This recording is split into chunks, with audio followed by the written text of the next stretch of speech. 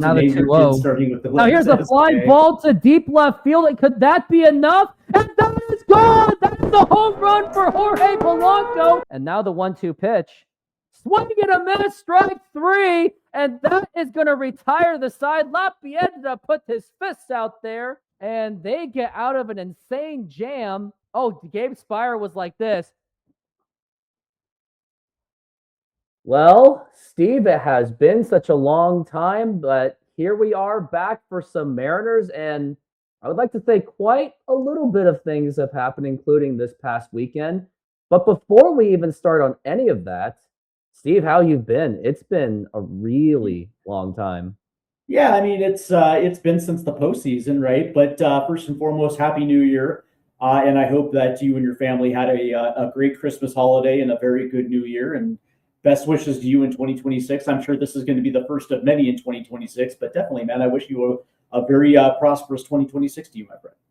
Thank you. And I did learn a difficult lesson at the end of 25 where, man, I got to lower the consumption of sugar because, man, that Christmas chocolate candy consumption. I know what you mean.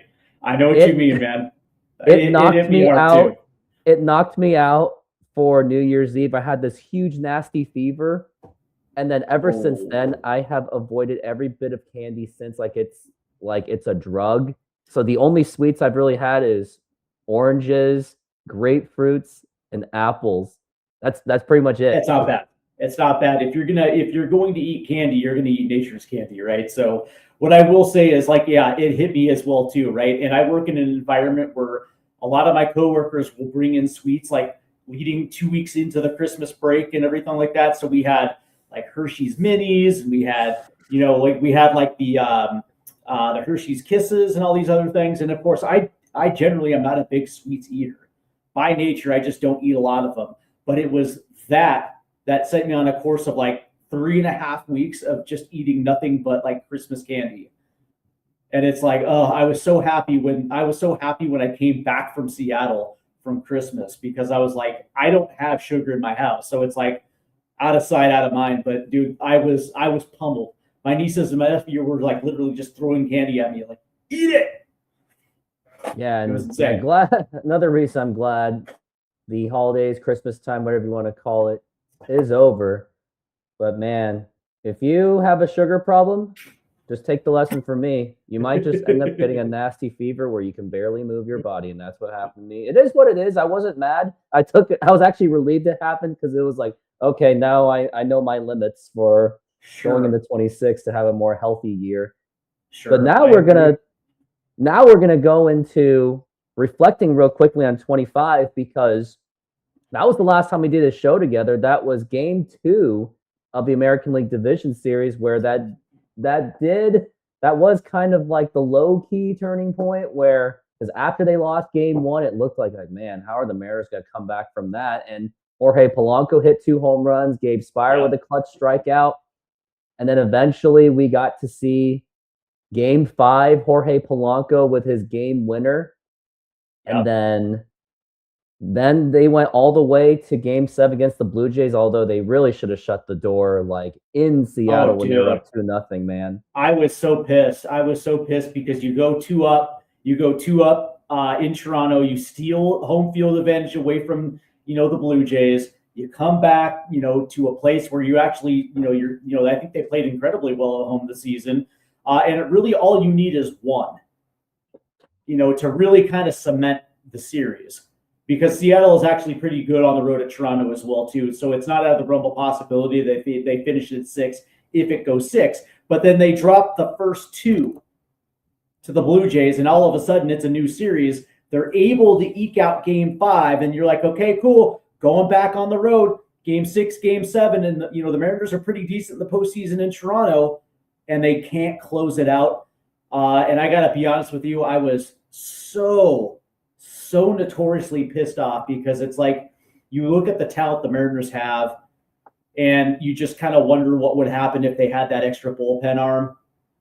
Maybe that changes it, or whether or not they actually are lacking that stud at the top of the rotation where they can actually close out a Game 6. You know what I mean? don't get me wrong. No disrespect to no disrespect to Logan Gilbert or George Kirby or any of those guys. Those guys are absolutely nasty. But when Houston went for their championships, who did they go and get? They got Justin Verlander to go do it, right? So I've been saying it all offseason. I would love for the Mariners to push in this year and go get that dude that can plug in the number one, specifically because if you're that close to a World Series, you just might need that dude.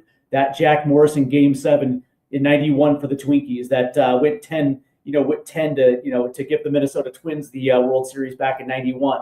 One of those type of guys. The guy with San Francisco, the lefty, that was so good. Madison Bumgarner. There you go, like a Madison Bumgarner type that knows how to close out those type of games. Maybe I'm completely wrong. Now that they've been in those situations and made deep runs, maybe Logan Gilbert and George Kirby and some of those guys can actually use that as the experience to potentially be that guy to close it out down the road. But still, I digress. I was pissed off. I'll just say that. Oh, you want to know how upset I really was? Here, I'll show you the Dodgers. I actively rooted for the Dodgers in the World Series because I absolutely cannot stand the Toronto Blue Jays.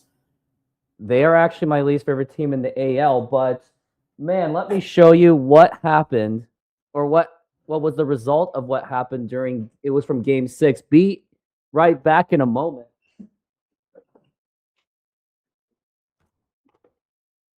So after the Mariners gave up a home run in Game 6, this happened. Oh, boy. A 2001 helmet. And, of course, if it was back from 2001, I am not getting this kind of quality ever again because I looked them up on Amazon, eBay, this team store. The plastic quality looks bare to this. Yeah. So, but the reason why I was so heated was it wasn't so much of winning or losing. I was like, I don't really care. It was not so much I cared much about that, even though I did. It was the fear of going into the offseason because we've seen it before. 95, 2001, after each of those off seasons or each of those amazing seasons, they rested on their laurels. 97, after the 97 season. Rested on their laurels. After the 2022 season, for sure. They rested on everything. And I remember on my Facebook, people are like, man, Joe, why are you being so negative? Like, you got to be positive, believe in the team. It's like, normally I would agree, but knowing the Mariners' history, they do this periodically where they have a core and they just completely waste it. That was the only reason why I was just so heated and throwing in my helmet. I even broke one of my Mariners masks. Had the Mariners have at least an average ownership, maybe, that helmet's not broken. Like, if they lost, but if I knew that they were going to go into the next offseason doubling down or at least getting something better, then I would have been able to stomach the loss a little bit more. On one hand, it's like, tip your hat to, the 2025 Seattle Mariners because they did exactly what they were supposed to do. They took advantage of a weak American League.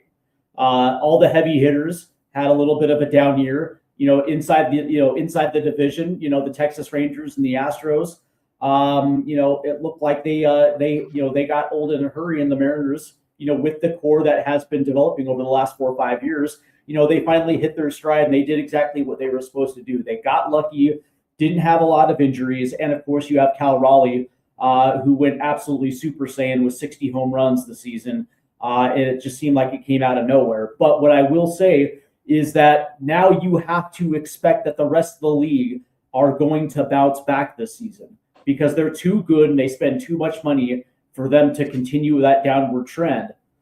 And so if there's any season where the Mariners should literally push their chips into the middle of the table and make a statement of intent and saying, listen, that last year was not a fluke. And by the way, we're going to try to win a World Series because next year, George Kirby, Logan Gilbert, and some of these guys are in their last year before they hit free agency. And there's a good chance that the Mariners are going to blow it up. And if they blow it up without a ring, you're 100% correct. They just wasted this amazing core. So when you know that there's only a finite amount of time with some of these players because they're not going to re-sign. Logan Gilbert's turned down to 2 extensions already. and I heard that George Kirby turned down an extension as well too, they're going to be leaving town. And so you're not going to let them walk away for nothing. So you know that this is coming to an end. They're going to have to trade him to get something from him. So why not this season? And I understand you got a couple of guys coming up, from the minors. Last year it was, Cole Young. This year is going to be Colt Emerson. I understand.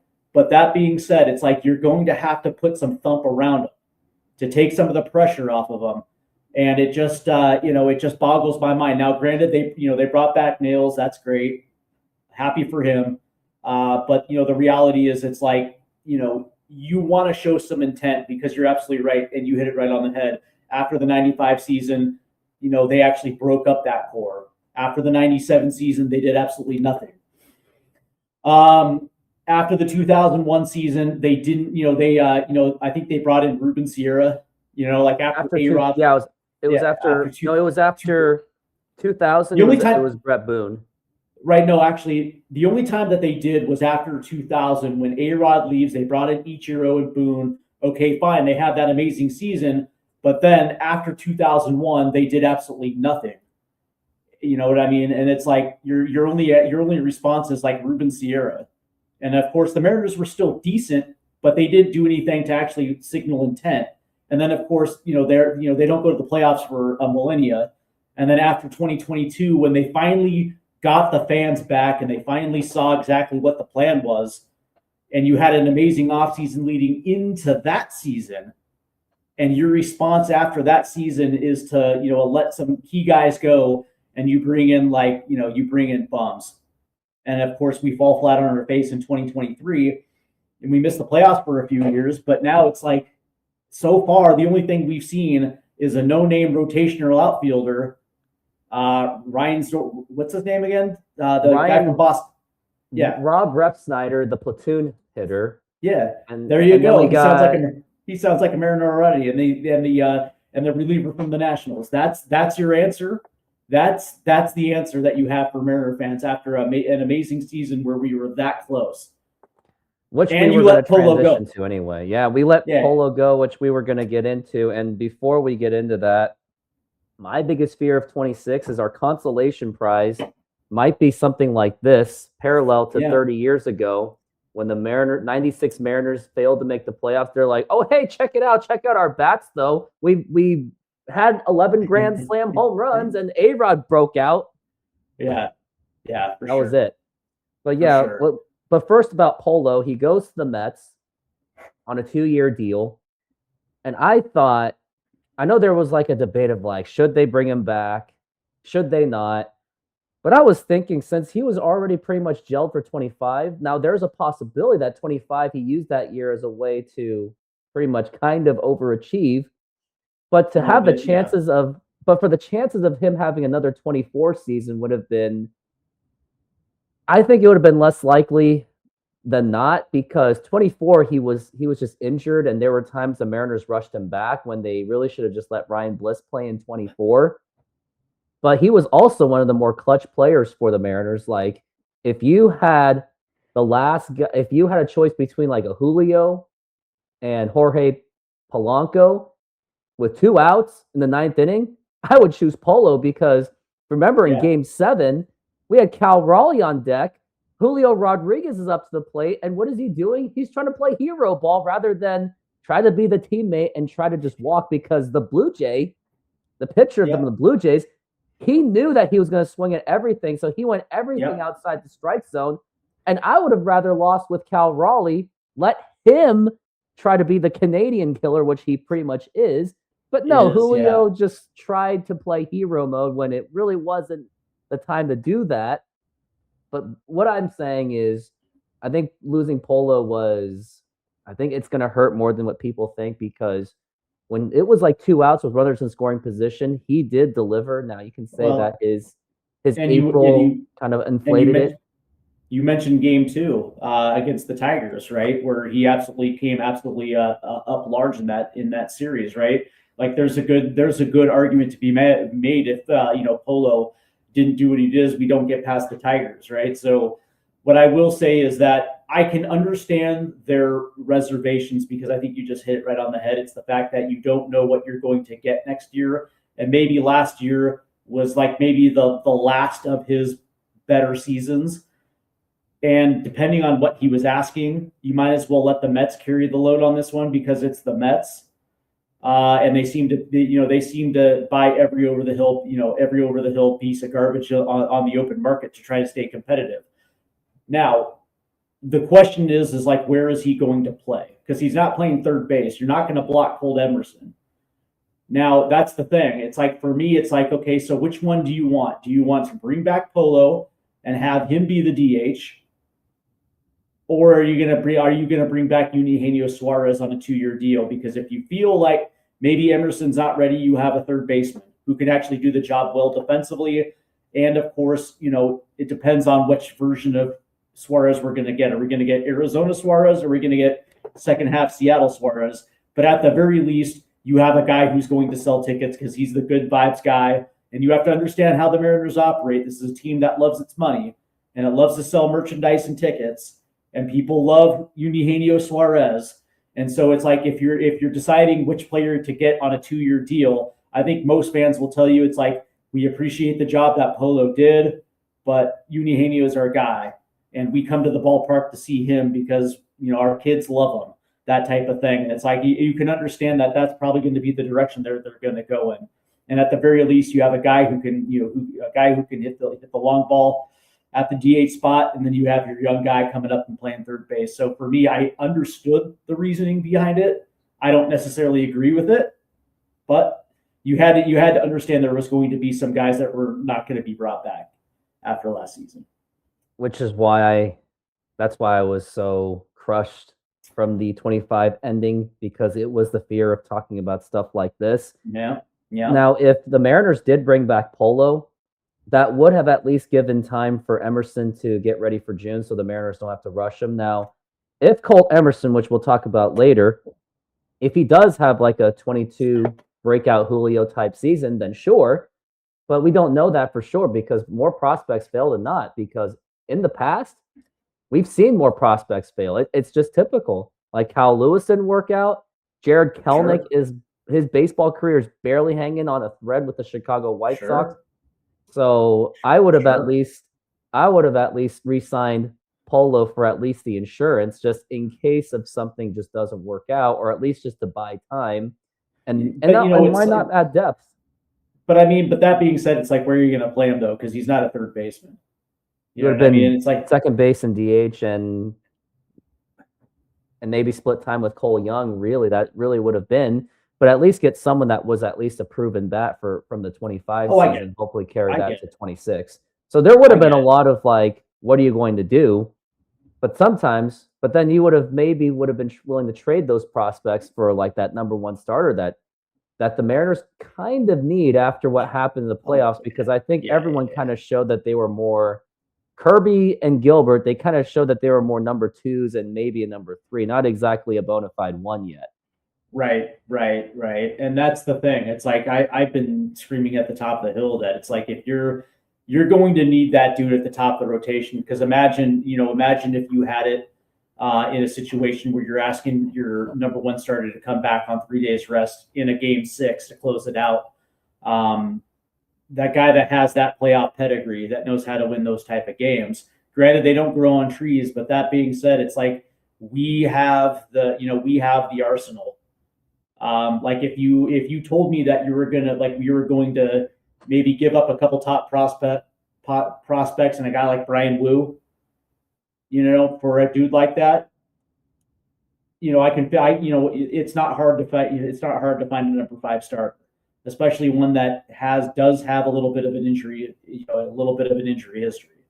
You know what I mean? So it's like, don't get me wrong, I like him. I like Wu, but the reality is, it's like, imagine this team with, when we made the intent after the 21 season, we brought in the lefty from Toronto, Robbie Ray.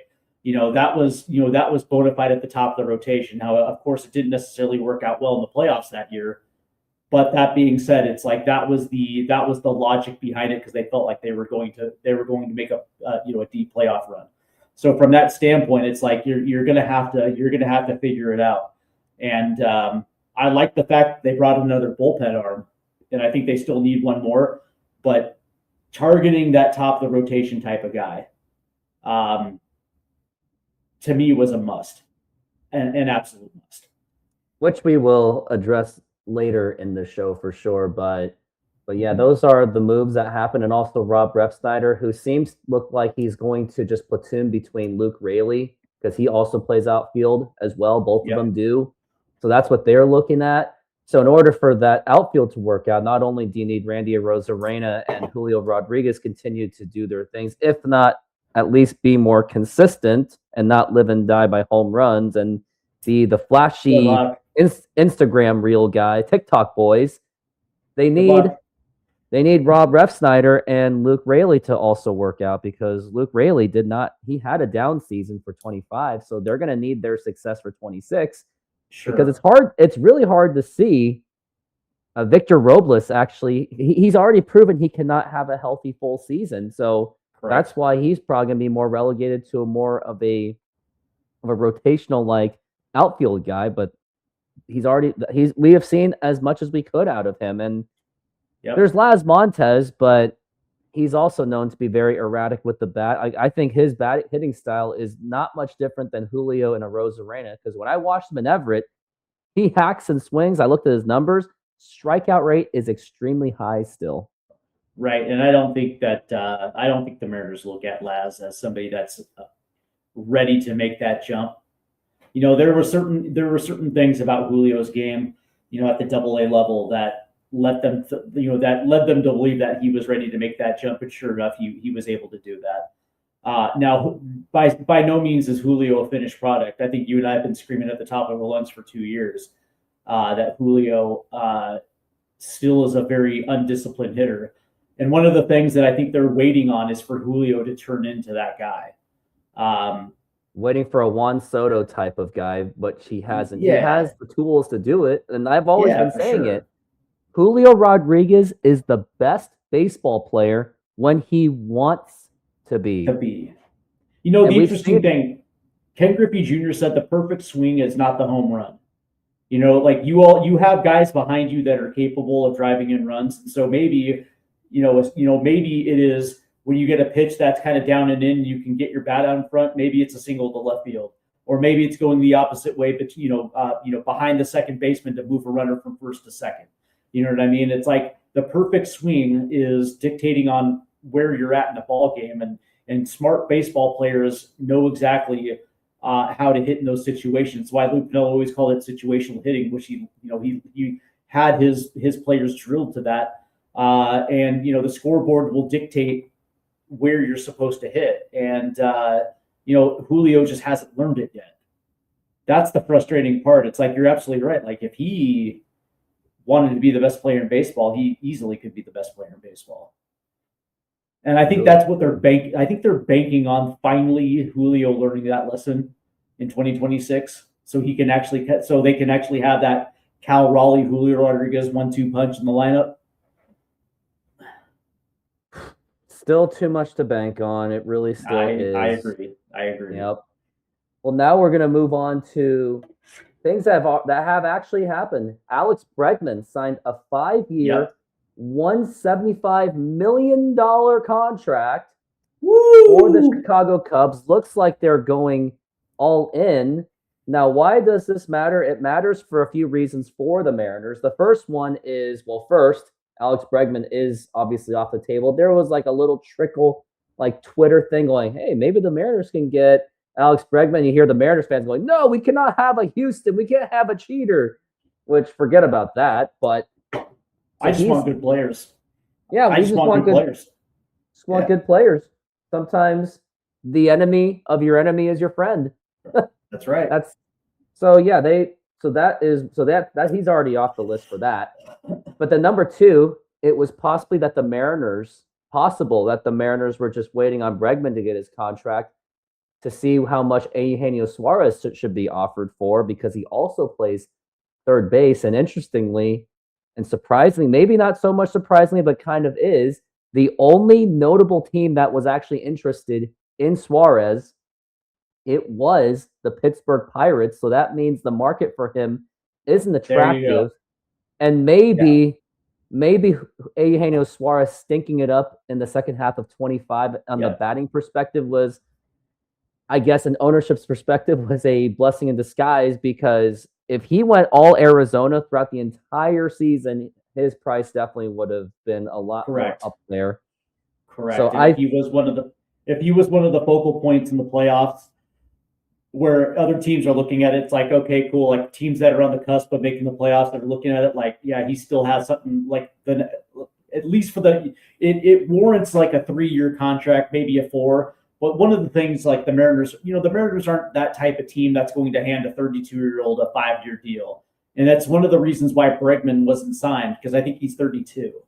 And it's like you're not gonna financially tie yourself to a dude that's possibly only going to give yourself two more years before the decline, and all of a sudden you still owe 3 years on a contract, and he's not actually living up to the terms of the deal because he can't hit anymore. And so from that standpoint, I knew the Mariners were never going to get Bregman. It's just not their philosophy, right? Like if he was 28, it's something different, because conceivably, by the time he's done, he's 32, and you probably still get the rest of his prime years. That's not the case anymore, right? So the Cubs, me personally, I think the Cubs are kind of foolish. I understand why they did it. I get it. But the Mariners were never going to do it. And so from that standpoint, you're kind of looking at it like, okay, Eugenio, what do you want to do? Do you want to go to the Pittsburgh Pirates and go play in Pittsburgh? Or do you want to come back and we'll give you, 1 year plus an option? So it's almost like the Polo deal from last year. You know what I mean? Where it's like, instead of just a simple 1-year deal, it's 1 year plus an option, where like if you have that kind of season, yeah, we'll pick you up for the next year. But here's 15 mil. We don't want to put ourselves in a position where we're blocking Colt Emerson. Like they don't want to do that, right? So it's like we have a DH spot open. So we'll give you a 1-year deal where all you have to do is just hit bombs. Or do you want to go to Pittsburgh? Mariners have the leverage here. But that being said, it's like I would probably think that's going to get done because, again, the Mariners aren't stupid. They understand that he's a fan favorite, and everybody was jacked when he came back. That's exactly right. I remember the good vibes thing on your show, right? So it's like, yeah, 100%. So, and by the way, we're not getting Nico Horner either. We're not doing that either. Because, again, the Mariners, the only way you can upgrade in the infield is probably shortstop. And I think, JP Crawford, man. Ugh. And I would almost guarantee you the Mariners are going to run JP Crawford out next year. He has one more year in his deal. So that's why they're going to. And who the heck wants his contract? I mean, in order for the Mariners to trade the likes of JP Crawford, they're definitely going to ask for at least a top 15 prospect just to get rid of him in that contract. But so the only place they can upgrade is at third, and they're not going to block Colt Emerson. So it's like, maybe if they feel like he's 1 more year away, or if they don't want to bring him up until June, July, you still have Eugenio Suarez. And on a 1-year deal with a potential option for a second, or even if it's on a 2-year deal, you give yourself enough leeway where if you feel like you want to start Emerson down in AA or AAA and just wait a couple months just so he gets off to a good start, whatever the case may be, you could do that, and you're not worrying about blocking his position midway through the season when you eventually call him up. Yeah, and reason why Nico Horner's might be just out of the game is because if the Cubs are willing to spend that kind of money on Bregman, it makes you wonder if they're just going to keep Nico Horner anyway. So it's like, if you're going to do that, you might as well keep him. And now the question for themselves is, what are they going to do? Are they going to sign also Kyle Tucker? That's the other big question for the Chicago Cubs. Ooh. Well, it's interesting, right? And this is the question, right? Because it sounds like the Cubs are trying to make the playoffs. So from a Chicago standpoint, why would you trade for prospects when you're actually looking at legit guys that can step into your starting lineup? Like they're hunting to make their starting lineup better, not necessarily building for the future, right? So to get a Nico Horner, like you can offer some good prospects, but they're like, how is that going to help us win now? And we're not going to trade anybody off our 25 unless they're willing to go like Nico Horner for, what's his bucket? The outfielder, Luke Raley. Yeah. I mean, they're not going to do that. No, they're not going to do that. Well, with Nico Horner and Alex Bregman off the table, there is one more player that Mariners fans have been rumoring about. Give it to me.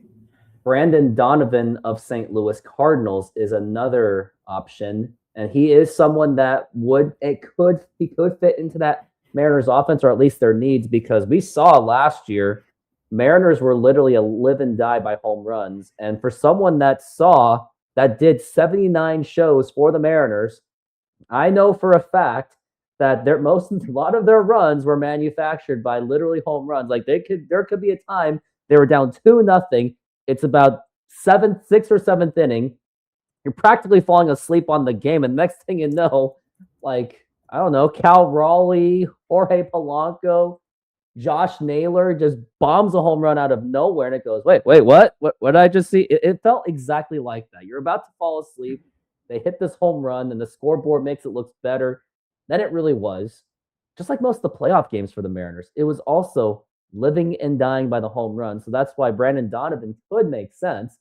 But at the same time, Cardinals know that.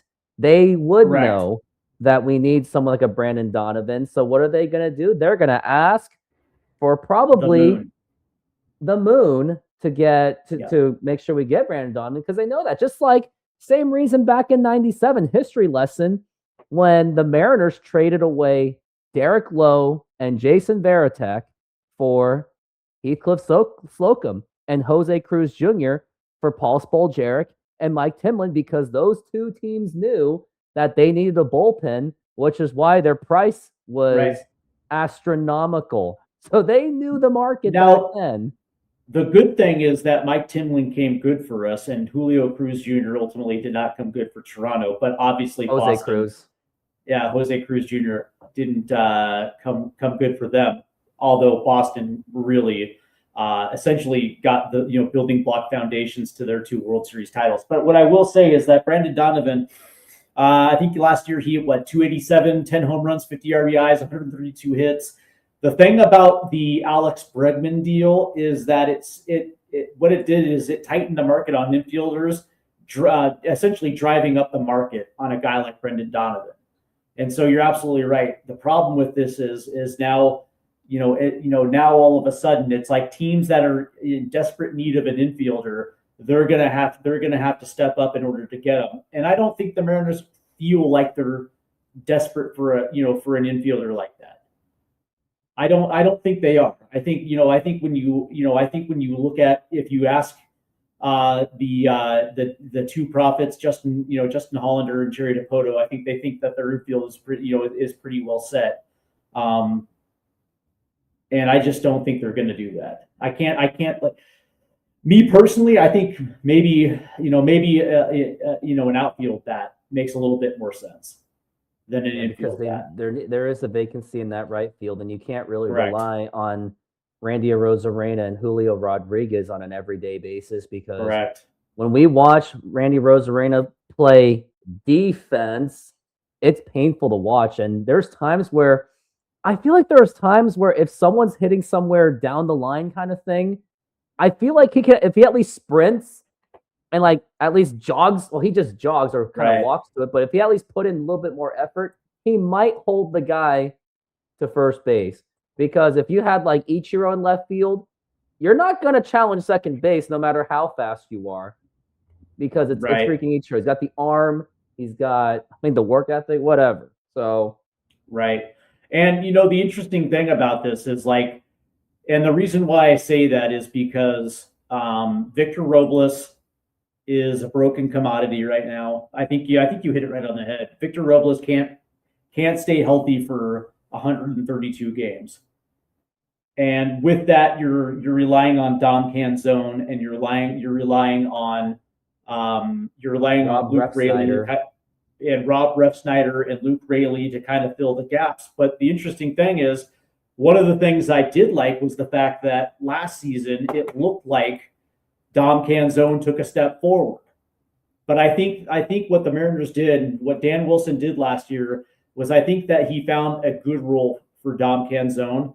And I don't necessarily want to see him taken out of that role, because I thought he actually did a very good job last year as being kind of that fourth outfielder, that utility outfielder that does get game time and maximized his game time. I don't necessarily know if you give him 500 at bats, like that kind of production is going to get extrapolated through those 500 at bats. But so from that standpoint, I would probably guess that the Mariners if they're going to make a trade, it's probably going to be for an outfielder, because they definitely have a need in right field.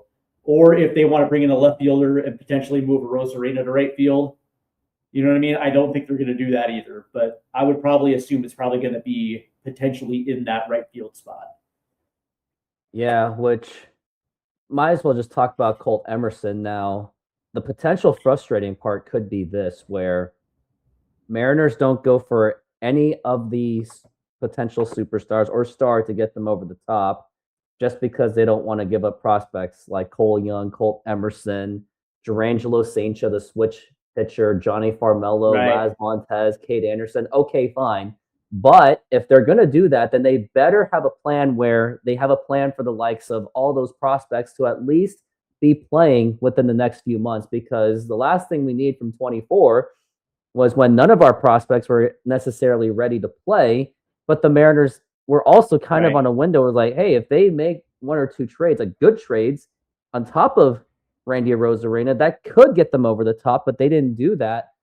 And the last thing we would want to see is Mariners don't get anyone to upgrade the infield, and then they don't play Colt Emerson or Cole Young. Instead, they would play like just Ryan Bliss or whoever, or they would sign like the likes of a Miles Mastroboni type player and expect them to play every day, or like a Josh Rojas and expect him to play every single day. And it was proven that Josh Rojas, when he played third base full time, it did not work out. So for this kind of season, they either have to get that kind of star kind of player for the infield, or they have to take the risk on Colt Emerson and see if he could have like a 2022 Julio, or even the best case scenario, a 96 A-Rod, where he also just broke out kind of out of nowhere.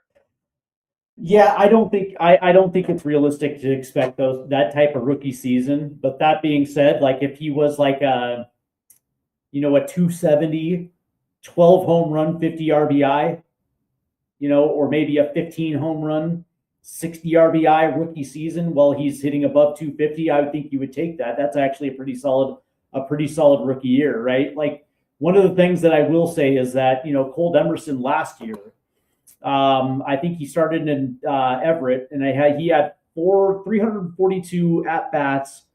He had an 842 OPS, and I think he only hit 11 home runs, 51 RBI.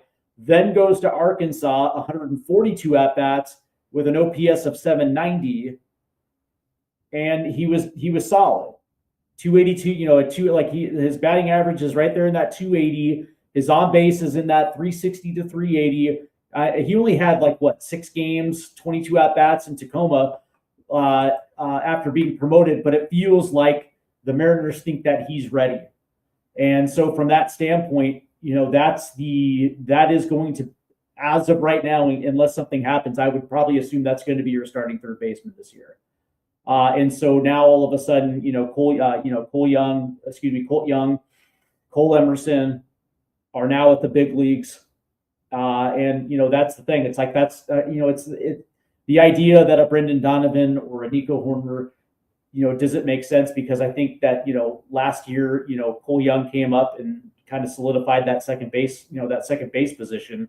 But again, and I always say this, that's what the Eugenio Suarez, coming back, because if they bring him back on a 1-year deal, you give yourself cover, because if he doesn't work out or he doesn't have a good spring training, you're covered at least at third base for at least half a season. And then you can rotate the DH between, Luke Raley, Dom Canzone, and the new guy.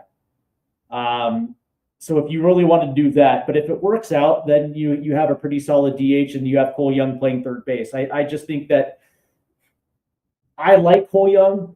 I like Colt Emerson. He's he's done everything he's supposed to do in the minor leagues, and I think the Mariners last year, the reason why they accelerated him is that they feel he's ready as well too. And I understand it's a risk. I understand you're coming into a season where you potentially have World Series expectations, but that being said, this is exactly what the program is under Dipoto. You know what I mean? This is what they do. This is the entire plan was, because I think they're thinking about that next phase when eventually they're going to have to break it up. And so now you're starting to see some of these guys come through. Yeah, it's just that the timing is it's not exactly ideal, because I thought 26 was the year to at least run it through with Polo and Suarez, and maybe if you're willing to trade a couple of those prospects and try to get double down just like the Blue Jays are doing, I would have done it that, especially where they do have a window. And then if they don't do it, and then it's going to be like, man, it could have been, it's going to be like another 90s what if. And that's another thing I just don't want to deal with, which as if we already are. So we can. By the way, now you know why Logan Gilbert and George Kirby are going to walk. That's exactly. They know it. They know it. They know it. Right. You've seen their body language. I think Cal Raleigh resigned because the Mariners paid him what the market, what he would probably at that point before last season. Let's get that straight. Like last season, if he had that season the year before, for instance, he doesn't resign. Nope. You know what I mean? He probably he still would have Scott Boras as his agent, probably. Probably. Yeah. But that's the thing. It's like they were able to get Cal to sign. But this is the reason why, because they all know it. These guys have been around the big leagues in Seattle for 4 or 5 plus seasons now. They've seen it. They've seen the lack of ambition. They've seen them get to the playoffs and seen them do nothing going into the next season. And it's more of the same. And so they're looking at it like, we're going to set our market value, and either they're going to trade us next year or we're going to walk in free agency. And it's disappointing, but there's a reason why the Mariners still have yet to reach their first World Series, because of things like this, where it's like, you understand, like, this is like, you can go all in without mortgaging your future, and all it costs you is money. That's it. You don't have to trade prospects. You don't have to mortgage your future in prospects. You literally can just go spend money. Well, and another reason why taking a risk on the prospects could be risky, even though they think it might be the safe option. And sometimes taking the safe option is just as risky, is even if Colt Emerson, even if he pulls a 96 A-Rod or a 22 Julio, that's not gonna happen. If it did, so let's just say hypothetically it happened, going into the playoffs, I mean, he's going to be going up against higher level pitchers, and they're going to figure him out and that's why you would want to have more of a bona fide, more of a veteran kind of guy, at least for the meantime, because he has all that pressure. What if he has a Derek Jeter type rookie season? Where the numbers were being... By the way, in his rookie season, I don't think his numbers were really all that flashy, not compared to A-Rod. Well, it wasn't A-Rod. Yeah. It wasn't flashy, but he was still around a 300 hitter, and he was still a huge part of that World Series. I mean, that could happen too, but at the same time, Emerson could have a good season. And by the way, he was a 314, 370 OBP. That could happen also. But there's also the fact that pitchers, especially pitchers, are more modernized and they have much more advanced velocity. There's also that factor too, which is why I'm still on the fence of still wanting that veteran presence with an all-star kind of credential, so that when it comes to like very critical moments of that game, then they could actually step up. But Colt Emerson on a high leverage situation, I don't know unless he's actually built to be that guy. I mean, there's been rookies where they just happen to have it anyway. Like Griffey on his first playoff run, he knocked the cover off the ball. That could happen too. Right. But it's more likely that he'll probably be figured out. I mean, just like Julio in the 22 playoffs, he was absolutely useless. Right. But that's the thing. It's like that's what happens when rookies are playing in their first major league season. It's their first trip around the sun, right? So I understand. I completely understand it, which is probably why we want to see at least a bona fide guy. That's the reason why you and I probably wanted Polo back, because last year, if anything, watching it would tell you that the guy can produce in the playoffs, right? But that being said, that's what the trading deadline is always all about.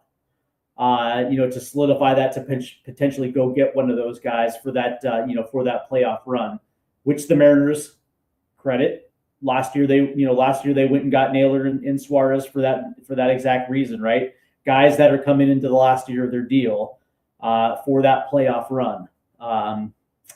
So that's the thing. It's like we heard last year as well too. There was no money for the offseason, yet miraculously money showed up at the trading deadline. So, I realize that it sucks as a Mariner fan, because this is the time of year where you would like to see it. But one of the things I will say, if there's any indication of like how last year can continue, our pitching staff is 1 year better, and they had that experience in the playoffs.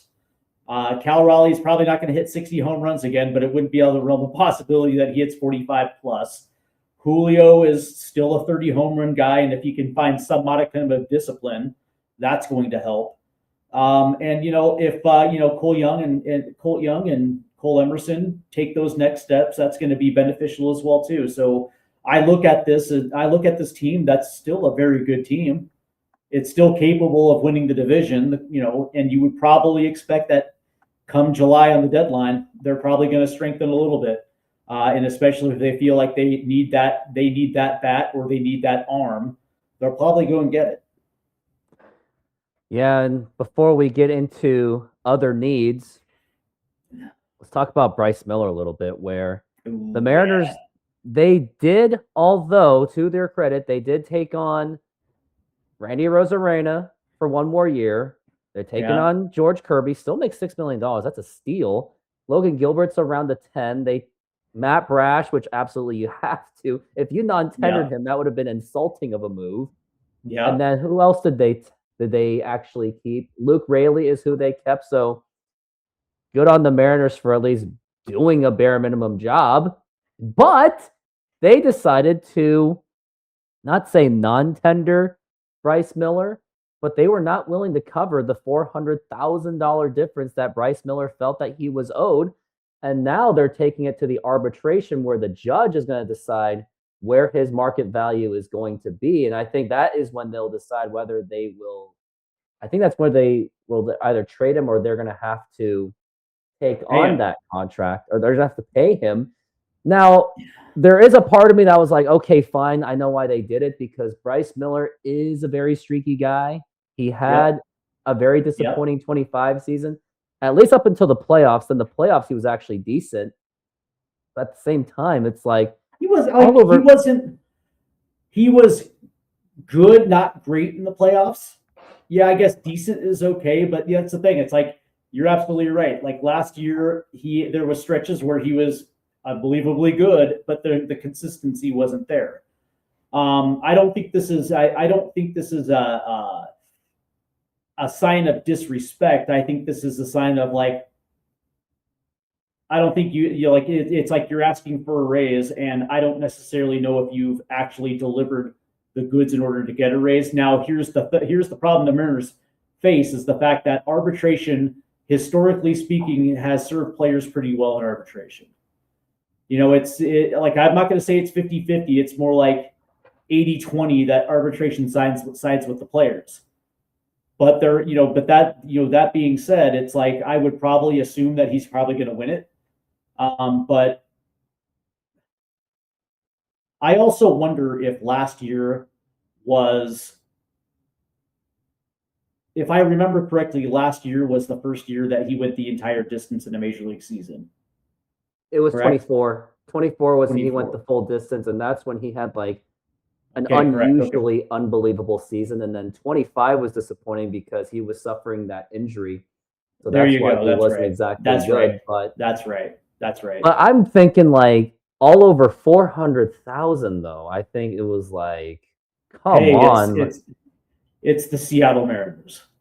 Let's be real here. They would haggle over $5 if it meant that they kept their $5. $1. Yeah, I mean, if the Mariners were that customer and they were at the store, oh my God, they'd be haggling everything. Yeah, but the thing about it is, it's like I think the body of work speaks for George Kirby, and it speaks for Logan Gilbert. They've had a couple seasons of very good seasons where they were even mentioned in Cy Young Award candidacies because of their consistency. So from that standpoint, you can understand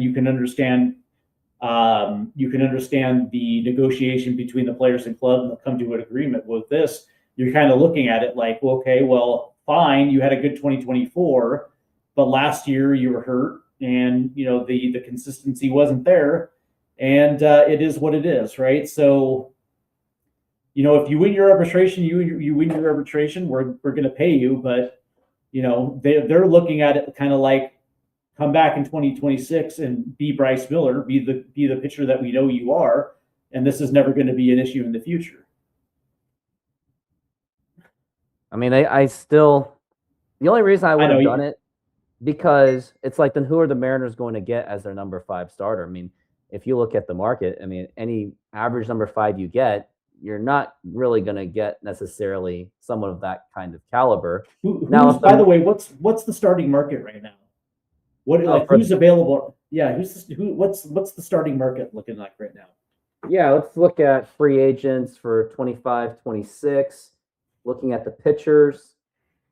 All right, here's they do it by WAR, which is pretty good, but guys that are still available: Framber Valdez, Ranger Suarez, Nick Martinez, Chris Bassett, Zach Gallen, and the ones that have signed, Dylan Cease signed a 7-year contract with Toronto. And again, we agree, Toronto is doubling down for that World Series. Michael King went to San Diego. Shota Imanaga is going to Chicago, accepted a qualifying offer. Zach Eflin went to Baltimore. I wouldn't mind taking a flyer on Chris Bassett.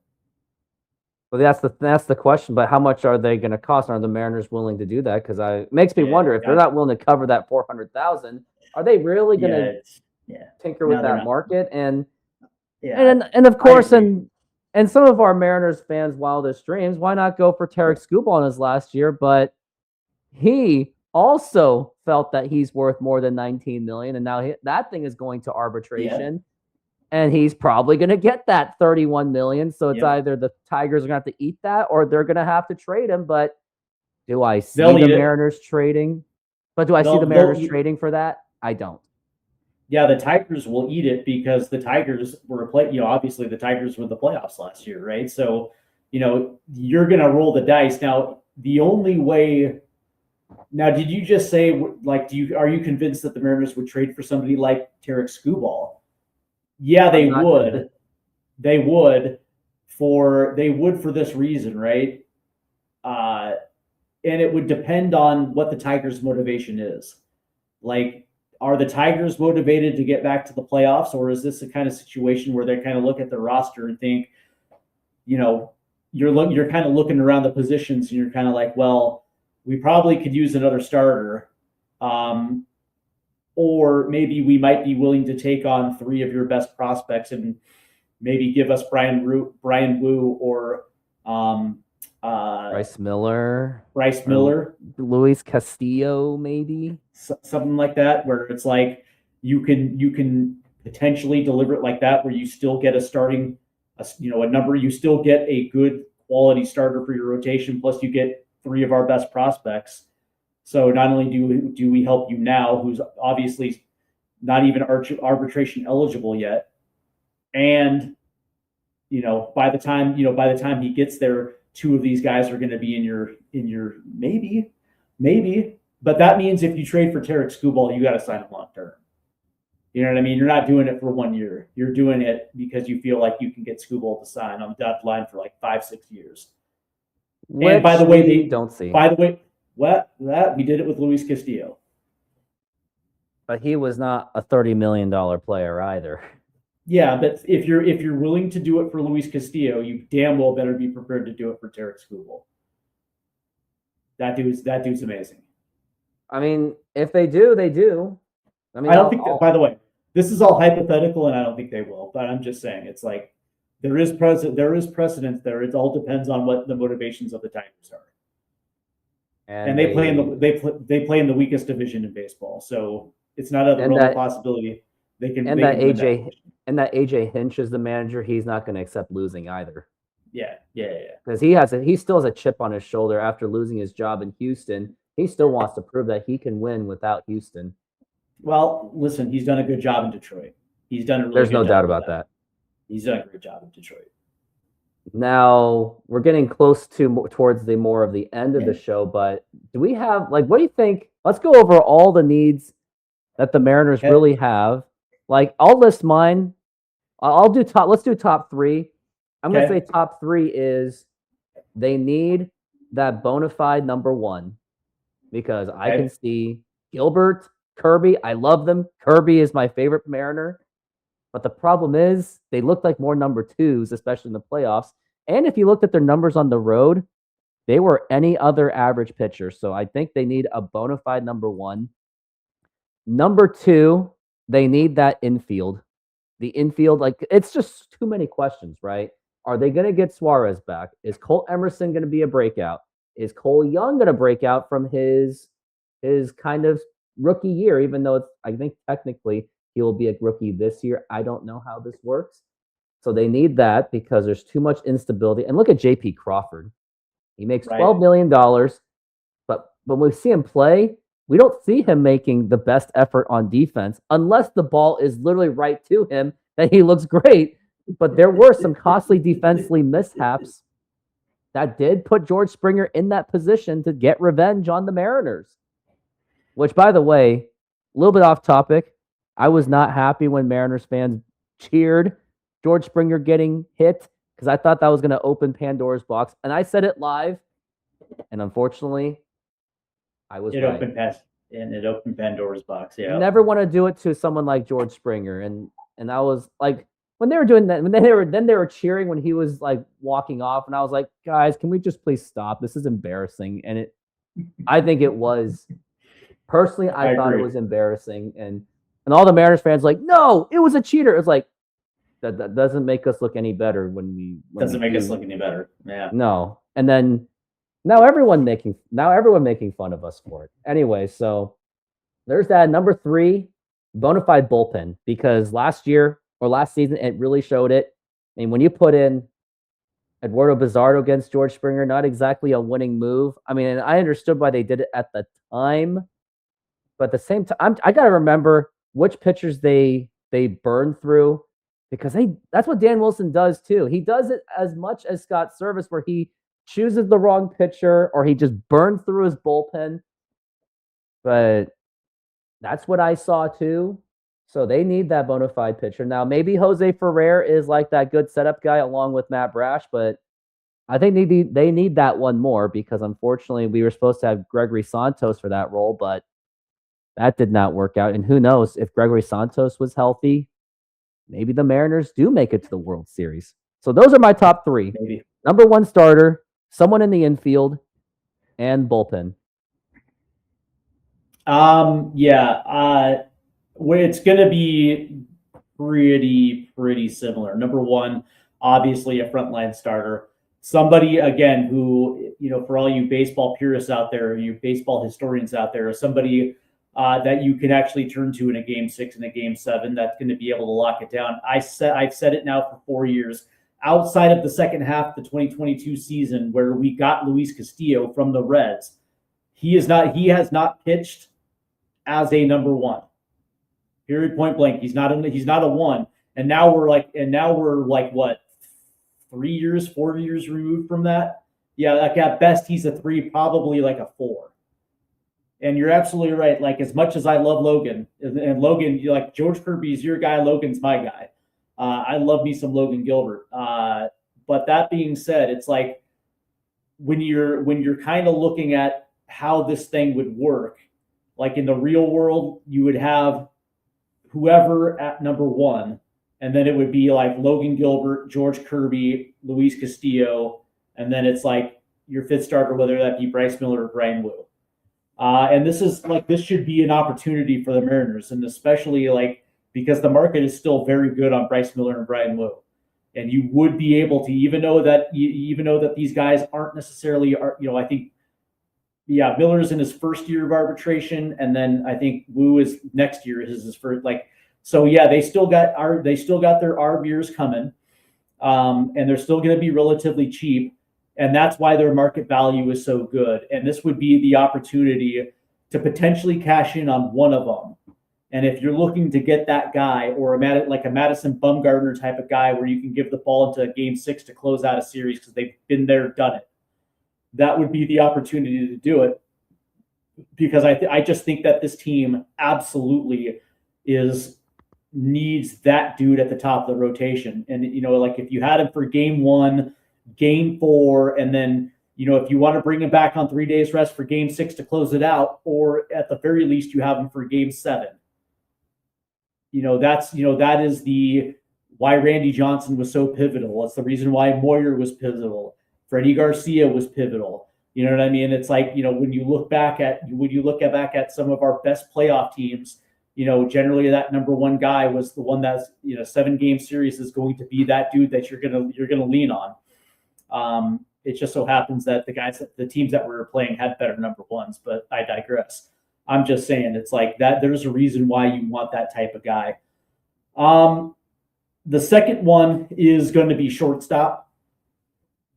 And listen, JP's a fan favorite. I understand it, but we're cutting in 2 new infielders at second base and third base, and we need an absolute general at shortstop. Somebody that is going to essentially captain the infield. I realize that, the days of, Nomar Garciaparra and Derek Jeter and some of those guys, they don't develop players like that anymore, but surely there is a shortstop around the league that you can target that is going to be beneficial for both of those guys. And me personally, it's like we have 1 year left on JP, and JP has been in a slow and steady decline since essentially 2022, 2023. Like the best years that, like, I hate to be the one to say it, man, the best years of JP Crawford are behind him. And now it is an opportunity for you to upgrade that position. And me personally, I would like to see that. I would like to see the next great Mariner shortstop come through this winter. Maybe JP Crawford can be, a left-handed bat off the bench or something to that effect. Like I don't necessarily think you can trade JP at this point, but you can still keep him and still use him. You can still use him in different spots. And lastly, I agree. I actually want us to go out and get a closer, because again the same thing with the top of the rotation. I've never believed that Andres Munoz is really that type of guy. He's done an admirable job, and I will give him that. But that being said, if they brought in the guy from Washington, congratulations, and now you have Matt Brash to do that, and you still have Gabe Spire down there. But the reality is, it's like, imagine if you brought that dude at the back end of your bullpen, and you can actually deploy Munoz almost like you used to deploy Paul Sewald before you made him a closer, where you can use him in tight situations in the 6th, or you can bring him in the 7th or the 8th, or whatever the case may be. Because to have that dispensable in your bullpen like one of your best, high leverage arms where you can dictate where you can use them, and knowing that you have a legit closer at the back end of your bullpen to close it down, it just makes this team so much better. And you don't have to burn your bullpen, at the rate that Dan Wilson likes to burn his bullpen. So from that standpoint, those are my three. And that's the sad thing about Dan Wilson. Like, I was really high on him after the 24 season, even though people out there, especially the Scott Service lovers, which they did have a point where he was basically doing the same thing as Scott Service, which in 25 it proved that he did. And the crazy thing is, I have to say this, I actually liked, and I hated, I shouldn't say hate, but I was definitely far from being a Scott Service fan. But the one thing I'll give credit to Scott Service, other than connecting with players, I liked his lineup selections better. Dan Wilson had the weirdest lineups, like putting in Cal Raleigh at number 2 made no sense. Shuffling Julio between like 2, 1, and like 3. Well, like it was like I will say it doesn't matter. It doesn't matter because this team operates on advanced metrics, right? So Dan Wilson is aware of like which player is good at hitting hitting fastballs in an 0-1 count or whatever the case may be, and he's better at the number 2 hole because he sees more fastballs or whatever the case may be. Like they are hell bent on being that advanced metrics team, and so Scott Service and Dan Wilson, it's pretty much almost interchangeable. The only difference is in name, right? So it's like to me, it is what it is. What I will say about Scott Service is the reason why he got fired, mainly because number one, his teams couldn't hit. That's the first thing. But also the second thing is I do believe that, with certain coaches, the message gets stale when it comes to players. You know what I mean? Like what worked in the first, like he was there forever. Like he took over when Dipoto took over. And so I would probably assume that after a certain amount of time, even when the lineup turned over and, the new core came in, that message is going to run that message is going to run stale. And I think we saw that in the performance of the team. Largely, we saw that. And unfortunately, it cost him, right? So that's going to be the challenge of Dan Wilson is like, how are you going to continue to motivate your players? And, and not make sure that message doesn't stay stale. That's kind of a challenge. That's the difference between good and great managers. Well, and the other thing that I was going to say, too, was I just didn't like that they put Randy Arozarena as a leadoff, knowing that he is a very volatile guy. Like, I would have still rather have, like, a J.P. Crawford or almost anyone else as long as it wasn't Dom Canzone and those heavy hitter home run hitters. But, man, Randy Arozarena as a leadoff hitter was not ideal. I can understand the logic because he is a dead red fastball hitter.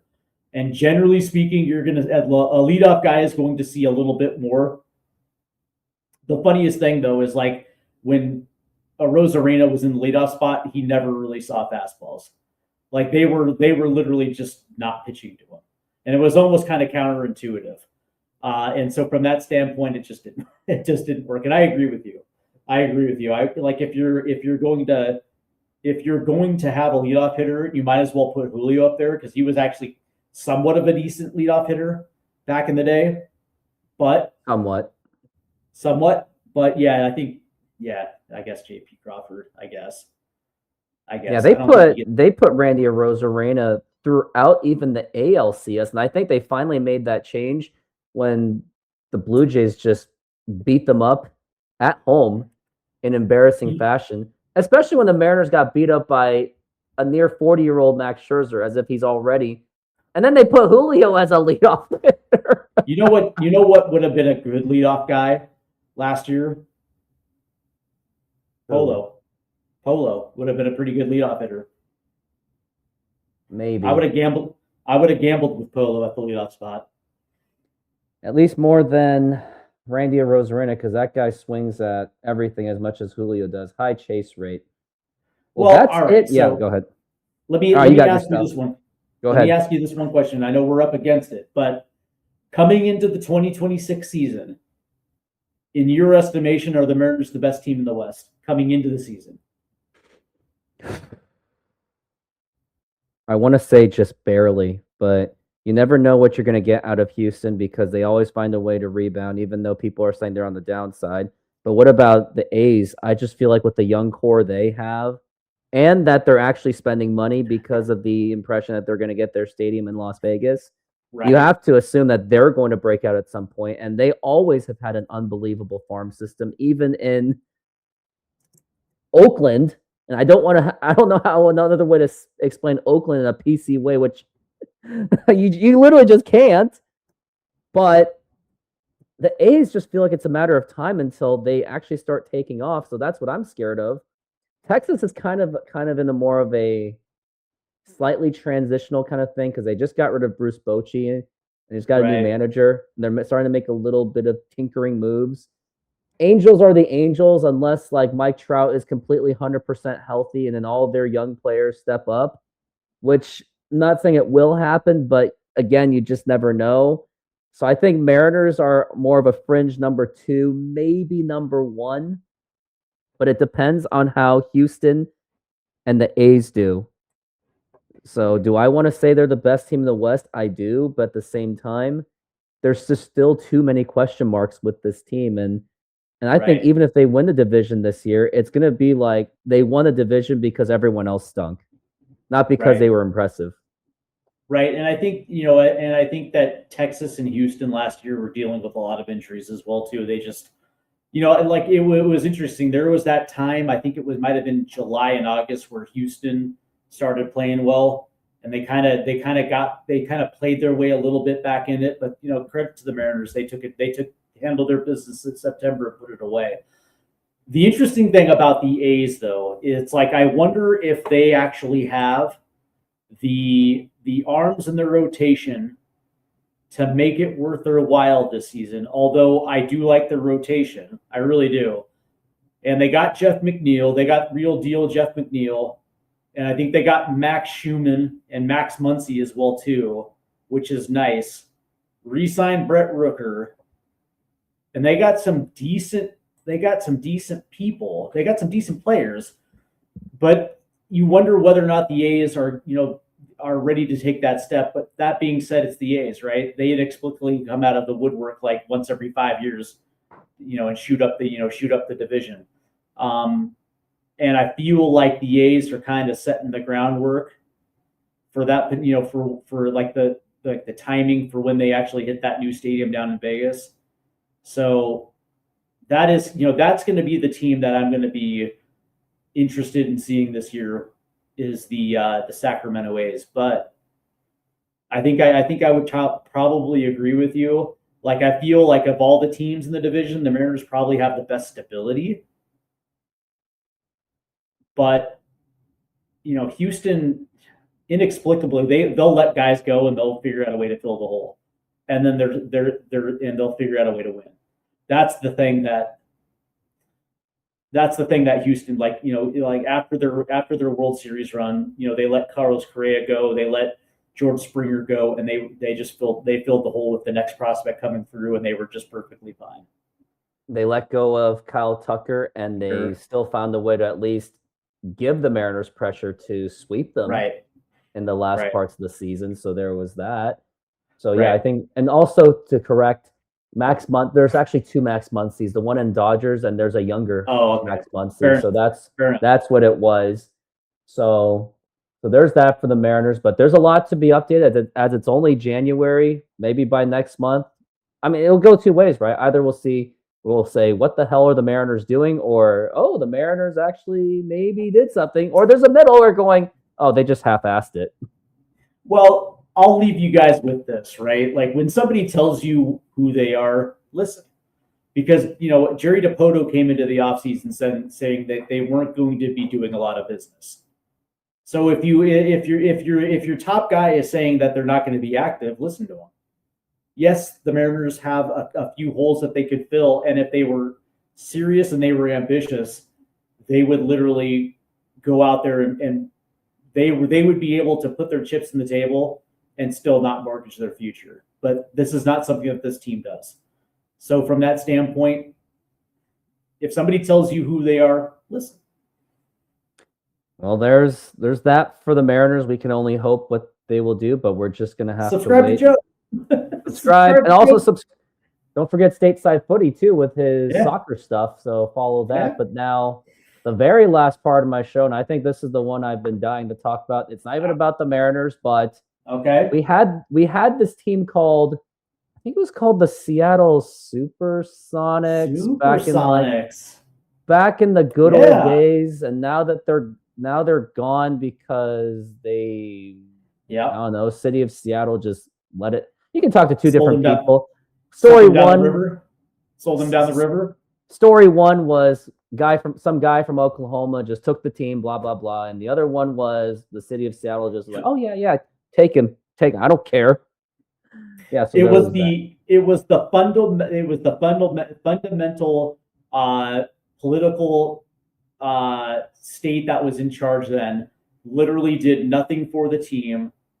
And when it was obvious they were going to go, the only reason why Greg Nichols and the City of Seattle even filed the lawsuit is they were looking for a settlement to pay off Key Arena. It wasn't about keeping the Sonics to their lease. It was about money. And Clay Bennett was more than willing to settle that. In a lawsuit, we probably would have won too. And the crazy thing is, the lawsuit didn't even have to happen. They could have just let this thing sit for 2 years in that lease. Like Greg Nichols could have just sat on there, do nothing, and there's still a possibility that they could have stayed because Clay Bennett's money bag man, Aubrey McClendon, lost his money. Went bust. Unfortunately, he eventually drove his car into a wall. Rest in peace, man. Anyways, what's this all about? So I decided to jump on a time machine after Wally Walker unreasonably fired George Karl via NBA 2K14. I jumped in the time machine to fire Wally Walker for basically being a disgrace. Okay. But on the other hand, I also felt that with Utah, Stockton and Malone, the rise of Shaq and Kobe, the rise of the Twin Towers, Tim Duncan and David Robinson, I was thinking, and that Gary Payton's approaching 30, Hersey Hawkins, Detlef Schrempf is up there in age. Vin Baker just let himself go in his weight. No disrespect. I mean, Vin Baker's doing well now, so I got to clear that up. I decided that it was time to just blow up the team. So yeah, I went back in time, bought the team from Barry Ackerley, and I traded Gary Payton, Hersey Hawkins, Detlef Schrempf, and Vin Baker for all first-round picks, starting a huge rebuild. And the series has been going on since November. In case if any of you loyal followers have been following that, I stream every single NBA game. I'm trying to make it as NBA realistic as possible to give the Sonics fans some kind of Seattle NBA to follow.